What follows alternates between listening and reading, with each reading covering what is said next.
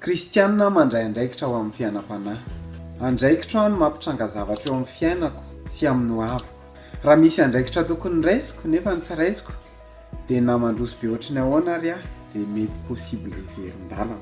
Ny ten'Andriamanitra enoantsika tahaka izao dia tsy maintsy misy fiantraikany na amin'ny fiainam-panahy na amin'ny fiainana andavanandro. Izany natao hoe Andriamanitra mandanjalanja na hoe Dieu d'équilibre. Izany hoe ny ten'Andriamanitra renesintsika ohatr'izao zany sady misy fiantraikany amin'ny fiainam-panahintsika, misy fiantraikany amin'ny fiainana andavanandro. Izany hoe andraikitra tanteraka ny fiainam-panahiko sy ny fiainako andavanandro. Izany indray no jerentsika ao anatin'ity vidéo ity ka manasanao hanaraka an'izany hatramin'ny farany ao aorian'ny générique.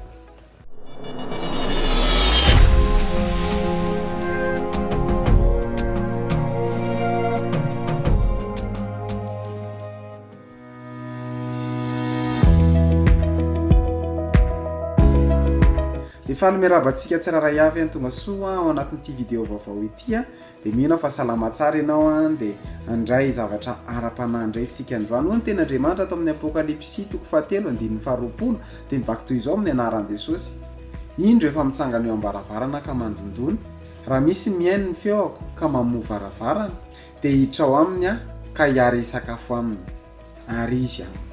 Jesosy dia Andriamanitra, afaka miditra izy na tsy mandondona aza. Tsy mila mitsangana eo am-baravarana akory izy dia efa tafiditra satria izay omniprésent anazy. Raha vohainao ny varavarana dia afaka miditra izy ary afaka miaraka misakafo aminao.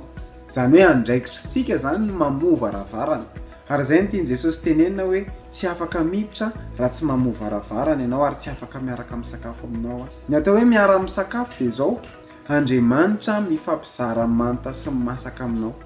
Izany hoe izy mizara ny fiainany aminao, fa tsy afaka miditra izy raha dizalo ny mamoha ny varavarana foka, raha dizalo ny mamoha varavarana. Izany hoe ny andraikitra voalohany zany dia mamoha varavarana. Andriamanitra dia Andriamanitra endry izy, mandondona aloha izy izay vao mandroso. Tsy afaka nery anao izy hoe tsy maintsy mandroso ao amin'ny varavarany fonao. Izany hoe raha tsorina dia izao tsy afaka hanokatra varavarana eo amin'ny toeranao Andriamanitra. Izany hoe misy andraikitra tsy maintsy ataoko zany isan'andro, tsy maintsy ataoko tsika sianao. Izany hoe manokatra ny varavarana. Ny famonjenao fotoam-bavaka zao any amin'ny fiangonana misy ianao dia namany manokatra varavarana ho an'i Jesosy ianao. Ny vavaka ataonao isan'andro, ny vavaka personnel any an-trano dia fanokafanao varavarana ho an'i Jesosy. Izany hoe raha tsy vohaiko ny varavarana dia tsy afaka miditra atao anatiko ny Tompo. Ny varavarana dia izao, ianao mihitsy ny manaiky hoe manaiky hosokafako malalaka ao anao Jesosy ny fiainako. Izay ilay varavarana, manome accès, fiemorana na ny fiverenan-dalana dia vokatry ny tsy fandraisako andraikitra ny amin'ny fiainam-panahiko io. Izany tompoko mahatonga ny olona lasa miverin-dalana satria nahoana tsy mandray andraikitra izy ny fiainam-panahiny. Te hampahery anao izay metehatra hoe mba ho eto am-bavaka, fa ianao mihitsy mila mivavaka ao an-tenanao. Raiso ny andraikitra, hivavaka ao amin'ny fiainam-panahinao, hivavaka ao an-tenanao. Ianao mihitsy zany mandray andraikitra amin'ny fiainam-panahinao. Misy olona zao dia za tsy miteny hoe ratsy akory, fa izy tsy mahavita mivavaka ao an-tenany fa tonga dia manantona mpanompon'Andriamanitra foana. Tena tsara ny manantona mpanompon'Andriamanitra, fa ianao dia afaka handray andraikitra amin'ny fiainam-panahinao dia hivavaka ao an-tenanao. Izay metehatra hoe mba ho eto am-bavaka, fa ianao mihitsy ny mandray andraikitra amin'ny fiainam-panahinao, mitondra am-bavaka amin'ny fiainam-panahinao. Izany mihitsy no arian'Andriamanitra ny tany.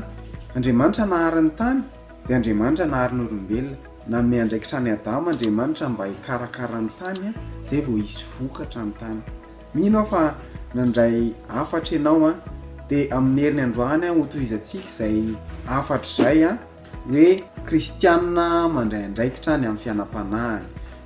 Dia raha nahafinaritra anao ny vidéo dia aza misalasala, milike, micommente, mipartage dia aza dino misabone amin'ny page dia manome fotoana antsika amin'ny herin'ny anio toy izao indray. Veloma tompoko.